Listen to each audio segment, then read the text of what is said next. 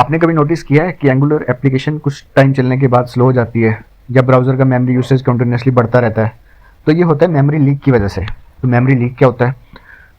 जब आपकी एप्लीकेशन का कोई रिसोर्स जैसे वेरिएबल, ऑब्जेक्ट, इवेंट लिस्टनर या सब्सक्रिप्शन रिलीज नहीं होता, even after it's no longer needed, तो वो मेमोरी में अटका रहता है।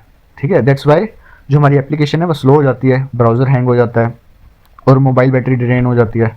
ठीक है, तो एंगुलर में ना कुछ कॉमन मेमोरी लीक्स होते हैं और वो होते हैं जैसे हमने ऑब्जर्वेबल्स को सब्सक्राइब तो कर दिया, उसको क्लीन अप नहीं किया, मीन्स हमने अनसब्सक्राइब नहीं किया।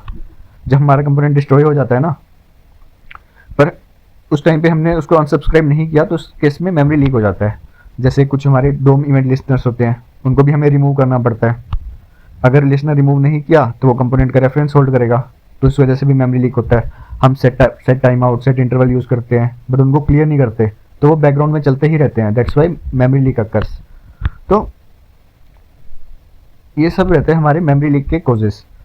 तो मान लो कि हमारे पास एक डैशबोर्ड एप्लीकेशन है जिसमें हम रियल टाइम स्टॉक फैच कर रहे हैं, रियल टाइम स्टॉक प्राइसेस को फैच कर रहे हैं। ठीक है, तो हमारे पास हर टैब पे, हर स्विच पे नए नए ऑब्जर्वेबल्स क्रिएट होंगे, बट जो हमारे प्रीवियस ऑब्जर्वेबल्स हैं उनको भी तो हमें अनसब्सक्राइब करना है। अगर हम उनको अनसब्सक्राइब नहीं करते ना, तो हमारी एप्लीकेशन, मान लो कि हाफ एन आवर बाद हमारा जो एप्लीकेशन है वो क्रैश भी हो सकती है। ठीक है, इस वजह से हमारा ब्राउज़र क्रैश हो सकता है। तो इन सब से बचने के लिए हमारे पास कुछ सॉल्यूशंस है, जैसे कि टेक अनटिल। हम टेक अनटिल का यूज़ कर सकते हैं, हम एसिंग पाइप का यूज़ कर सकते हैं, हम इवेंट लिस्टनर्स क्लीन अप जैसे रिमूव इवेंट लिस्टनर्स उसका यूज़ कर सकते हैं, clear time out, clear intervals का यूज़ कर सकते हैं। जब भी हम सेट टाइम आउट यूज़ करें तो हम उसको क्लियर टाइम आउट भी कर दें जब हमारा कंपोनेंट डिस्ट्रॉय हो।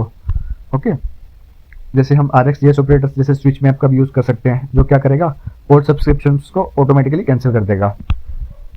ठीक है, एक जो हमारा एसिंग है ना, एसिंग हमें कब यूज़ करना चाहिए? नॉर्मली हम क्या यूज़ करते हैं, ऑब्जर्वेबल या प्रोमिसेस का डाटा एंगुलर टेम्पलेट में दिखाते हैं, तो हम उसको डॉट सब्सक्राइब मेथड के लिए जो भी ऑब्जर्वेबल्स आया उसको हम यूज़ करने के लिए डॉट सब्सक्राइब मेथड यूज़ करते हैं या डॉट देन मेथड यूज़ करते हैं। ठीक है, तो एसिंग पाइप क्या करता है, ये एक auto subscribe plus auto unsubscribe helper है जो एंगुलर टेम्पलेट में डायरेक्टली काम करता है। जब हम एसिंग पाइप यूज़ करते हैं ना, तो हमें डॉट सब्सक्राइब मेथड यूज़ करने की जरूरत नहीं पड़ती या डॉट देन मेथड की जरूरत नहीं पड़ती, हम डायरेक्टली एसिंग पाइप यूज़ कर सकते हैं। ठीक है, जो हमारा मेमोरी लीक होने से हमारी हेल्प करता है।